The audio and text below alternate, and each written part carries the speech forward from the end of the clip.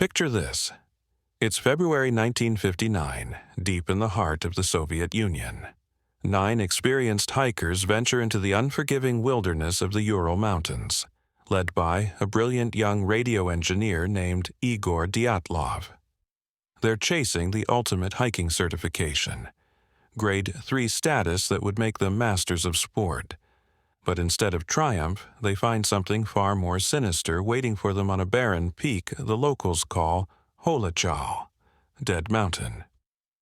Welcome to the Conspiracy Tapes. I'm your host, Ryan Martin, and today we're going to venture into one of the most enduring mysteries of the 20th century. A puzzle so bizarre that even today, over 60 years later, it defies explanation. Welcome to the Dyatlov Pass Mystery, a story where the only witnesses are the dead, and the mountain itself seems to guard its secrets with supernatural tenacity. If you're fascinated by mysterious phenomena, unexplained events, and chilling stories that blur the line between reality and the unknown, Scoob is your perfect podcast companion. Download Scoob from the App Store or Play Store to explore a world of captivating mysteries, historical investigations, and deep dives into the occult and the unexplained.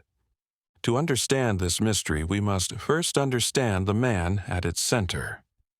Igor Dyatlov was 23 years old, but he possessed the kind of authority that made seasoned hikers compete for spots on his expeditions. Picture him, lean and athletic, with a closely cropped hairstyle and striking features, widely set eyes and almost feminine lips that hinted at a deep inner world and unshakable confidence. Born into a family with strong engineering roots, Igor's passion was radio technology.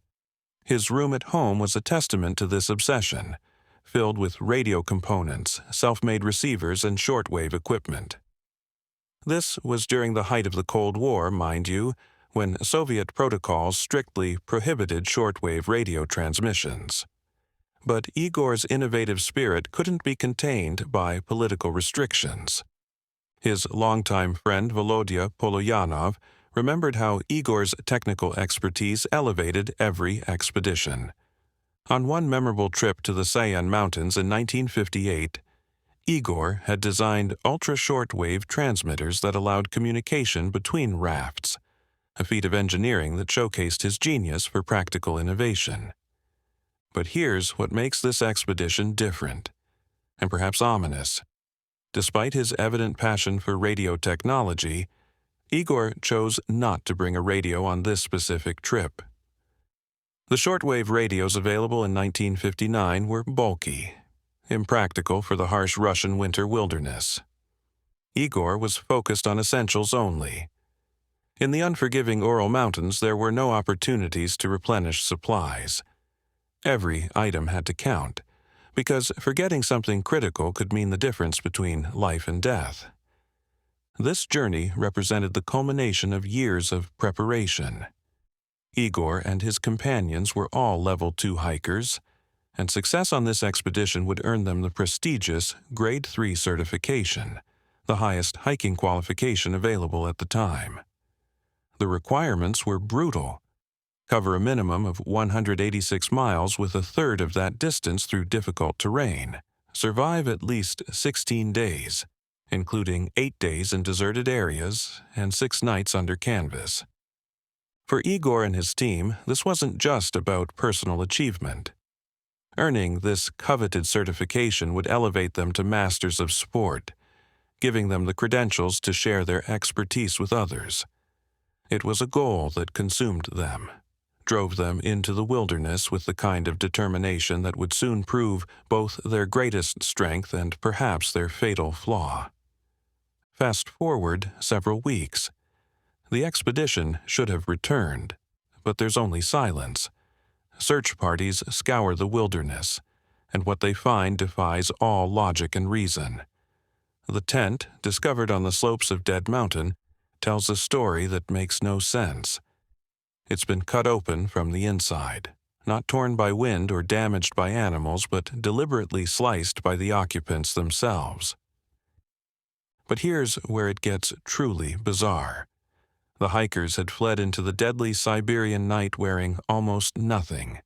In temperatures plunging to -25 to -30 degrees Celsius, with biting winds that could kill an exposed person in minutes, they had abandoned the safety of their shelter and run barefoot into certain death.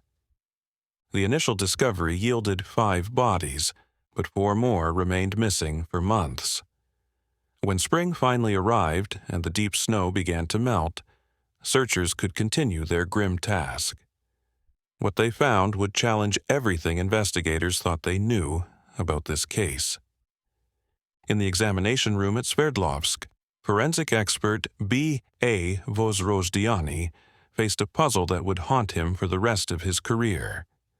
The first 5 hikers had died of hypothermia. Tragic but explainable given the circumstances. But the last 4 bodies told a completely different story, one that spoke of violence so extreme it defied rational explanation. Alexander Kolevatov, 24 years old, was examined first. Like the others, he was extensively clothed but lacked footwear.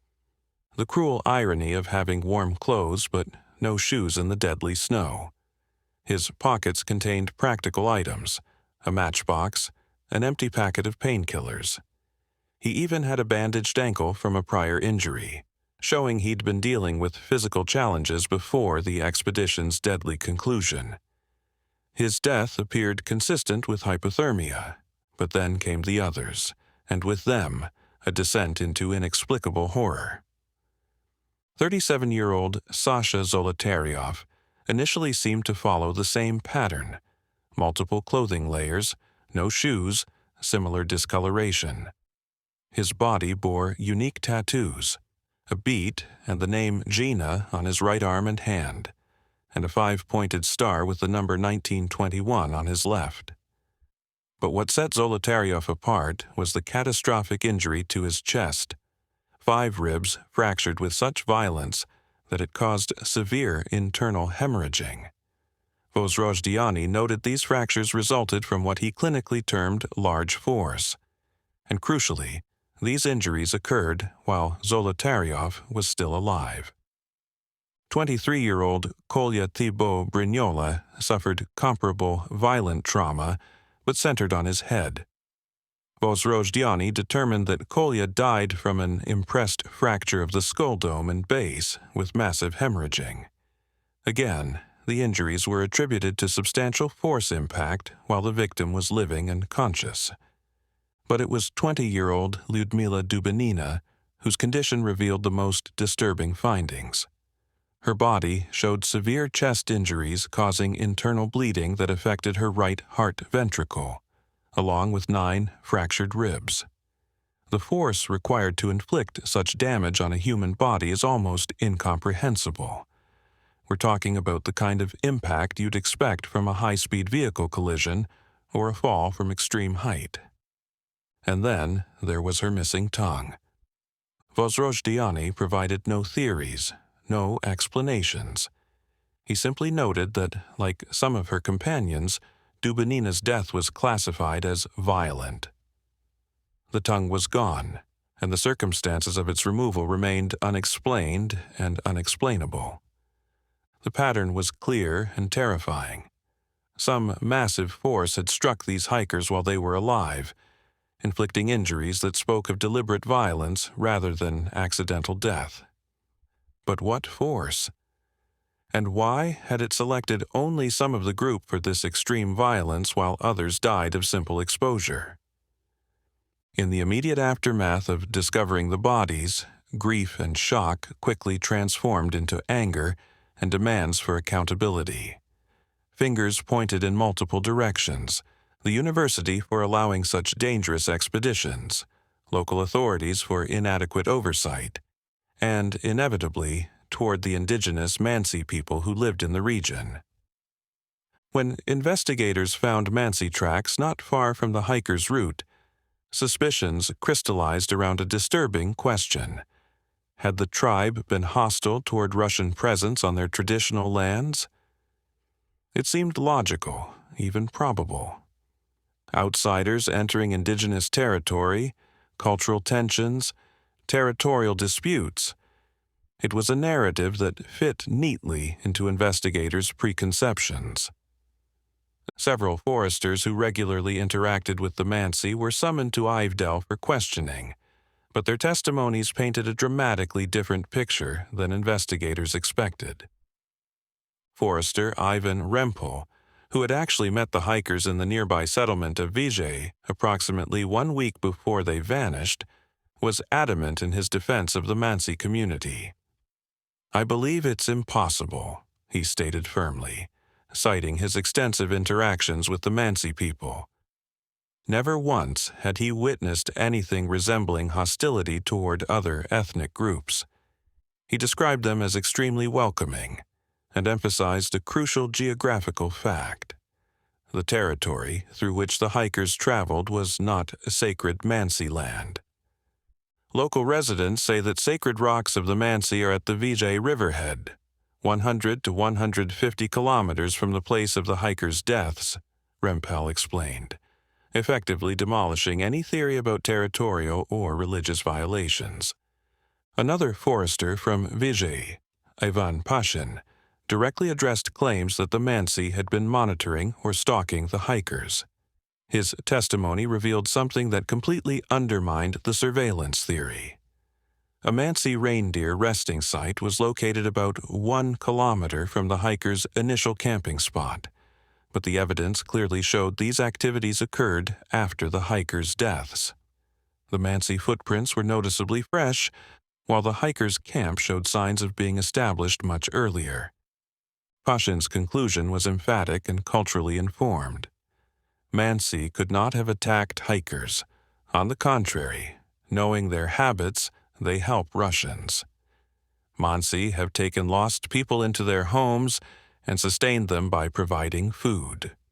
Perhaps most telling was the testimony of Andrei Anyamov, a local Mansi hunter and reindeer herdsman from Suyavatpol, who had actually been in the vicinity during late January when the hikers were in the area. He and his companions had encountered ski tracks near the Auspia River, but chose not to follow them, a decision that speaks to respect for others' privacy rather than predatory stalking. "We saw trails of moose, wolves, wolverines, but didn't see any fireplaces or hear human voices," Anyamov reported, painting a picture of hunters going about their normal business, rather than secretly observing Russian hikers. Regarding spiritual significance of the area, fellow hunter Konstantin Sheshkin provided insight that further undermined religious motive theories. "There's no sacred mountain in our hunting places, but now Mansi don't visit sacred mountains. The youth doesn't pray at all, and elders pray at home." After extensive interviews, investigators found not only zero physical evidence linking the Mansi to the deaths, but also clear testimony that such a peaceful group could not feasibly have engineered an attack resulting in such violence. Moreover, the Mansi were actually participating in the search efforts, volunteering to help find the remaining victims. Hardly the behavior of a people hiding their guilt. The search itself had evolved into a massive operation. Expedition leader Maslenikov directed systematic coverage of approximately 30,000 square yards, using 30 men equipped with specially ordered metal probes capable of piercing snow depths exceeding 8 feet. These searchers, uniformed in thick coats and trapper hats, aligned side by side like an army seeking an elusive enemy buried beneath the snow. The work was brutal and often yielded imperfect results, particularly around a deeply entrenched ravine reaching depths of approximately 15 feet. The conditions were so challenging that authorities suggested deploying miners with metal detectors to aid the intensive search effort. But as the search continued and testimonies accumulated, it became increasingly clear that the Mansi theory was a dead end, a convenient scapegoat that dissolved under scrutiny, leaving investigators with more questions than ever. As 1959 unfolded, a disturbing pattern began emerging from the archives, a pattern of unusual aerial phenomena, witnessed by multiple credible observers throughout the Ciceralian region. These weren't random cranks or attention seekers, but professional weather observers, military officers, and prison camp guards whose job responsibilities kept them outdoors and alert during the early months of 1959. Weather observer Tokareva provided one of the most detailed accounts. On February 17th at 6:50 a.m., she witnessed something that defied conventional explanation. An anomalous object shaped like a star with a tail, resembling dense cirrus clouds. As she watched, the star detached from its tail, becoming increasingly luminous as it moved across the sky, eventually resembling an inflated balloon enveloped in mist. What happened next was particularly striking. Another star began to shine within this orb, initially appearing as a dim, small sphere. Gradually, the larger orb decreased in visibility, transforming into a blurred smear before completely vanishing around 7:05 a.m. The object moved from south to northeast, and crucially, Tokareva noted that observing the sky was part of her professional responsibilities. This wasn't casual stargazing, but trained scientific observation. Military officer A. Savkin corroborated this sighting independently. While on duty at 6:40 a.m. on February 17, 1959, he observed a radiant white orb emerging from the south, occasionally enveloped in a misty shroud with a bright star-like spot at its center. The orb moved northward and remained visible for 8 to 10 minutes, a time frame that allowed for detailed observation rather than quick glimpses. The testimony becomes even more compelling when we consider the source of additional witnesses. The Ivdel area housed significant prison camps known as the Ivdel Lag, facilities under constant surveillance by guards whose professional survival depended on noticing unusual activity. Recorded interviews include testimonies from witnesses such as Novikov, Avenberg, and Malik, all reporting similar orbs. Another sighting occurred on March 31st, establishing a pattern of repeated phenomena rather than isolated incidents. But here's where the UFO theory intersects directly with the Dyatlov tragedy. A particularly significant sighting occurred on the very night associated with the hikers' deaths, between February 1st and February 2nd. Students from the geography faculty at the Pedagogical Institute reported observing a similar orb, and witness G. Atamanaki specifically noted an orb over the Otorten area on the night of February 1st. Exactly when and where the Dyatlov group met their fate. This convergence of testimony led to substantial evidence that, at the time, strongly suggested to investigators a possible link between the tourists' deaths and UFO activity. Criminal prosecutor Lev Ivanov became convinced that an unidentified object was responsible for the students' demise, though in his official concluding report, he diplomatically described the cause as a casual result. Years later, when questioned by correspondent Bogomolov, Ivanov admitted that while his understanding of the incident had evolved over 30 years, the change lay in technical details rather than fundamental theory. Initially, he believed the orb had exploded, discharging unknown radioactive energy. His later conviction was more specific and more disturbing. The energy emitted by the orb had targeted only 3 individuals within the group, suggesting selective rather than random effects. This theory of selective targeting aligned perfectly with the forensic evidence. Some hikers died of exposure while others suffered massive violent trauma. But it raised even more disturbing questions. If these objects were capable of such precise, selective violence, what intelligence guided them? And why had they chosen to demonstrate their power on 9 young people seeking nothing more than hiking certification in the wilderness? Let's reconstruct what might have been the final conscious moments of Tibo Brignol, affectionately known as Tibo to his friends. The air temperature that night was brutal, -25 to -30 degrees Celsius, with a strong, biting wind that made survival outside the tent a matter of minutes, not hours. Under such conditions, maintaining a campfire was impossible. The group lacked sufficient fuel, and the intense wind would extinguish any flame. Tibo was on duty that fateful night while his 8 companions settled inside their tent for what they hoped would be warmth and rest. Space inside was cramped, forcing everyone except the duty person to remain in semi-reclining or sitting positions. They had removed their heavy outer garments, boots, and hats, trying to conserve warmth by huddling under blankets and using their outerwear as insulation.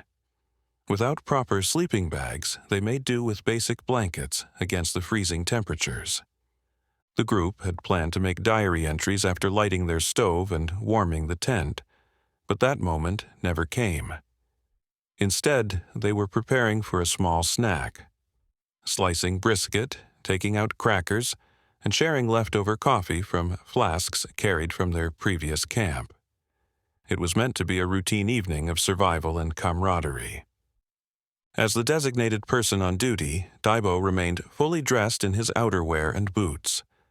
After 6 p.m., as darkness settled over Dead Mountain, he stepped outside with a flashlight for a brief moment to relieve himself. What he saw next would trigger the sequence of events that doomed them all. To his astonishment, Tibo noticed a peculiar, swinging white light approaching from what appeared to be a south-north direction. The light resembled a projector beam, illuminating the mountainside where their tent was situated. Being both a realist and naturally curious, Tibo called out to his companions about this unusual sight. Here's where the story takes a turn toward the inexplicable. Eager to investigate the source of this mysterious light, Tibo shone his flashlight toward its origin. The response was immediate and terrifying. The source seemed to react to his action, altering its beam to shine directly on Tibo and the tent with vivid white light. What happened next defies rational explanation but aligns perfectly with the forensic evidence. Several smaller lights or projectors broke away from the main source, moving rapidly and catching Tibo's attention. As one approached, it emitted what witnesses later described as a strong and concentrated shockwave pulse, accompanied by a bright flash aimed directly at him. Blinded by the intense light, Tibo instinctively turned his face away to the left, but not before the shockwave struck him in the temple area. The impact was devastating.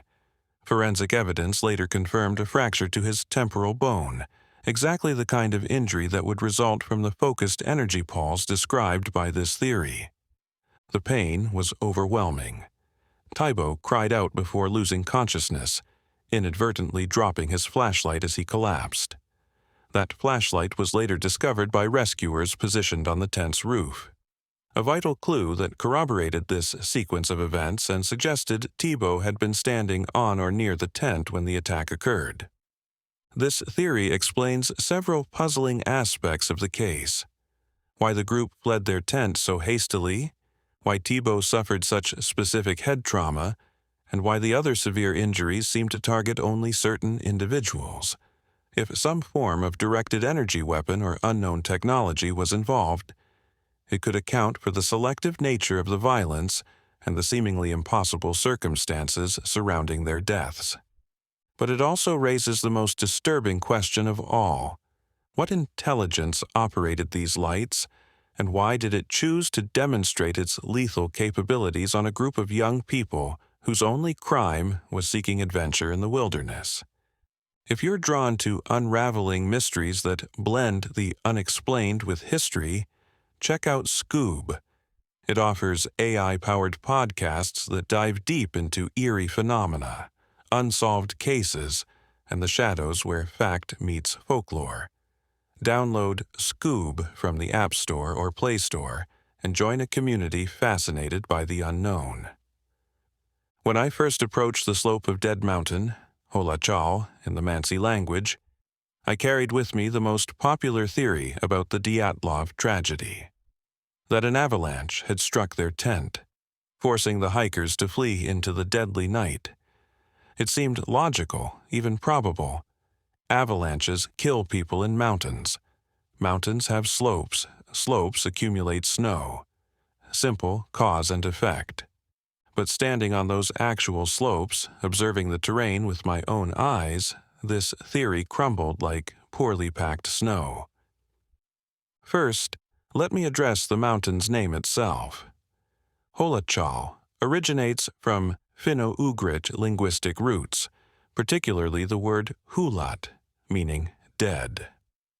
Despite associations some make with the tragic incident, linguistic experts suggest the mountain earned this name due to its barren, lifeless landscape. Dead Mountain is the accurate translation, not Mountain of the Dead, as sensationalized accounts often claim. Standing on its stark, bare dome, I understood why. The place seemed to repel life itself. The wind across these slopes produces a shrill whistle, a haunting but strangely beautiful sound that complemented the eerie silence. But as I trudged through snow along the slope to observe its behavior, reality demolished the avalanche theory completely. To my surprise, there was no movement whatsoever. The snow neither slid nor fell, indicating the slope was far less steep than most people envision. Using GPS data, we determined the slope's angle where the tent was located. The run-out angle, how far an avalanche could potentially travel, measured only 16 degrees from summit to tent location. At such an angle, it would be virtually impossible for an avalanche to traverse even half a football field over such relatively flat terrain to reach the tent.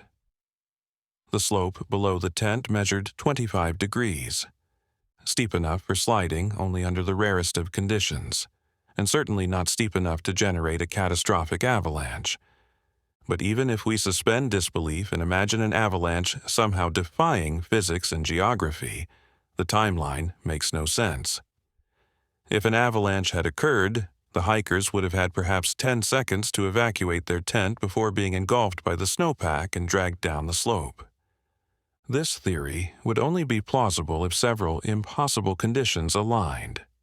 The avalanche managed to travel significant distance over negligible surface angle.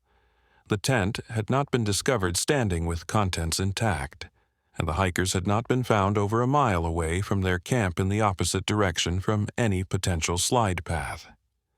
Standing on that mountain, breathing that thin, cold air, it became crystal clear that not only was an avalanche exceedingly improbable from a geological standpoint, but no rational fear of avalanche would have driven experienced hikers to abandon their shelter for certain death in the exposed wilderness.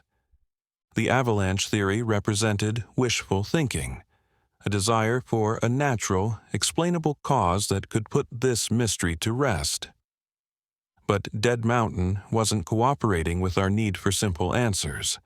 The terrain itself testified against this explanation, leaving investigators exactly where they started, facing an inexplicable tragedy with no conventional cause. What happened next in the investigation reveals perhaps the most disturbing aspect of the entire Dyatlov Pass mystery. Not just the unexplained deaths themselves, but the systematic suppression of evidence and the transformation of key investigators from seekers of truth into guardians of state secrets. When prosecutor Lev Ivanov documented his discoveries regarding the mysterious fire orbs and their association with radioactivity, he dutifully reported this information to A.F. Yashtokin. The response was immediate and unequivocal. Every detail surrounding these phenomena was to become a closely guarded secret. All information was to be classified, securely archived, and essentially forgotten. To understand why such stringent secrecy was necessary, we must remember the context. This period came shortly after the notorious Kishtim disaster, a radioactive release incident that was itself classified at the highest levels. While today we have extensive publications covering the Kishtim accident, in 1959 such topics were absolutely taboo. Despite comprehensive decontamination efforts near Kishtim, only a select few were informed of the true extent of the incident, and even those aware usually opted for silence. The Cold War was at its height, with significant milestones like the first artificial satellite launch and numerous atomic and hydrogen weapon tests. Many people naturally linked mysterious occurrences, including UFO sightings, to military testing. However, thorough investigation into the Dyatlov Pass incident revealed scant evidence supporting military testing as the cause of the tragedy. This lack of conventional explanation made the case even more sensitive from a national security perspective. Vladislav Karelin, a search volunteer deeply involved with the investigation, witnessed firsthand the dramatic transformation in Prosecutor Ivanov's behavior and approach to the case. Initially, Ivanov firmly believed the students had not died from natural causes, that this was in fact a murder case. Due to Karelin's close involvement with search operations and his own sighting of fire orbs in the sky on February 17th while with another hiking group, Ivanov questioned him extensively in April. Karelin's testimony initially supported the murder theory, though he admitted there was no evidence of any human attack near the tent. Karelin theorized that only a group of a dozen armed men could have generated enough fear to drive the hikers into severe weather without appropriate clothes. But years later, speaking with Russian author Anatoly Gushtin, Karelin retracted this statement with a disturbing revelation. That line in my witness report was due to Lev Ivanov himself. He imposed that theory on me by posing leading questions and then insisted it be included in the official report. The turning point came in mid-March when Ivanov was unexpectedly summoned to Moscow for undisclosed reasons. Upon his return, Karelin and others noticed a dramatic transformation in the prosecutor's behavior. Ivanov ceased discussing murder theories or mysterious spheres and would frequently counsel his team to hold their tongues. In a 1990 letter to the Leninsky Put newspaper, Ivanov finally revealed what had happened during that Moscow trip. The Regional Communist Party Committee had explicitly directed him not to investigate any connection between the peculiar lights observed in the sky and the deaths of the hikers. During the ongoing Cold War, such topics were forbidden to avoid any risk of revealing sensitive information related to missile and nuclear technology. Consequently, if Ivanov had been harboring theories involving murder or UFOs prior to this intervention, he was compelled to abandon these ideas for what was considered the greater good of national security. Ivanov's later reflections reveal the personal cost of this suppression. With over 40 years in the prosecution service, much of that time holding top-secret clearances, he marveled at the layers of deception propagated by authorities. Through a correspondent, he sought to extend apologies to the victims' families for the distortion of truth, though limited newspaper space prevented full public acknowledgement. During that period, I endeavored to act to the best of my abilities, Ivanov wrote, although the country was entrenched in a state of what lawyers term overwhelming force. Only now, in contemporary times, do we have the opportunity to defy such forces. The suppression of evidence extended beyond witness testimonies and prosecutor instructions. Physical evidence itself was classified and removed from public scrutiny, particularly regarding radioactive contamination found on the victim's clothing. Ivanov's access to classified information revealed disturbing details about radioactive exposure that never made it into official reports. The additional exposure data provided substantial technical information concerning negative density, film speed, aperture, and exposure settings from the hikers' cameras, but this data was deemed too sensitive for public release. The connection between radioactivity and the mysterious light phenomena observed throughout the region suggested a technological explanation that authorities were determined to suppress.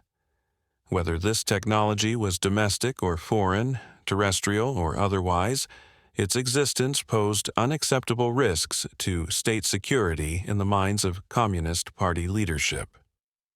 Years later, Ivanov reflected on other incidents that demonstrated the culture of secrecy surrounding unexplained phenomena. He recalled the interception of Gary Powers' spy plane near Sverdlovsk, which also saw another plane piloted by Safronov crash. Major Voronov, a former battery commander, revealed that his battery was responsible for downing both aircraft, knowledge shared among thousands who witnessed Soviet fighter aircraft crash near Dyatlov without a single press mention for over 3 decades. I was among those who saw one rocket, then another, traverse the sky and saw both planes fall, Powers' aircraft towards Sissert and the other, our own, descending towards Revda, Ivanov recalled. Public discourse on these events appeared years too late. This pattern of suppression extended across multiple incidents involving unexplained aerial phenomena, suggesting a systematic policy of classification that went far beyond the Dyatlov case itself. Perhaps the most heartbreaking aspect of the cover-up was how it prevented proper acknowledgement of the hikers' courage and the full truth about their final hours. Ivanov's later testimonies reveal details that paint a picture of extraordinary bravery in the face of inexplicable terror. Standing by the cedar tree where the survivors attempted to start a fire, investigators found evidence of desperate but determined efforts to save themselves and their companions. The feat of scaling a trunk 50 to 60 centimeters in diameter to gather wood for a fire spoke to incredible determination. Though they successfully ignited a fire, the effort bore marks of desperation. Gruesome evidence of frozen muscle tissue and tattered clothing embedded in the tree bark told the story of their final struggle. When spring exhumation revealed Lyudmila Dubinina among those who first succumbed to severe internal injuries, investigators discovered something that spoke to the group's fundamental humanity. Even in death, the victims weren't abandoned. Their bodies had been meticulously relocated from the fire site to lay respectfully on the ground, an act of profound reverence amidst overwhelming peril. Such fortitude in the face of calamity exemplified genuine humanity and heroic perseverance that deserved recognition rather than suppression. These young people had faced an unknown terror with courage and compassion for one another, yet their story was buried beneath layers of state secrecy. Ivanov's personal anguish over this suppression is evident in his later writings. My intention is not to justify my actions in classifying information regarding the fire orbs and the tragic passings of many individuals. Through a correspondent, I sought to extend my apologies to the victims' families for the truth's distortion. He specifically addressed the families of Dubinina, Tibo, Brignol, and Zolotarev, the 3 who suffered the most violent deaths and whose cases were most clearly linked to the mysterious phenomena that authorities refused to acknowledge. So here we stand, over 60 years later, with more questions than answers about what happened on Dead Mountain.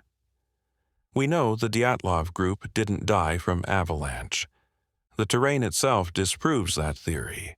We know they weren't killed by the Mansi people. Extensive investigation cleared them completely. We know the injuries to 3 of the hikers were caused by massive force that defies conventional explanation. We have credible witness testimony about strange lights in the sky. We have evidence of radioactive contamination. We have a paper trail of government suppression and classified evidence. We have the dramatic transformation of the lead prosecutor from murder theorist to silent keeper of state secrets. But we still don't know what killed 9 experienced hikers on that February night in 1959. Lev Ivanov's final thoughts on the case offer both revelation and continued mystery.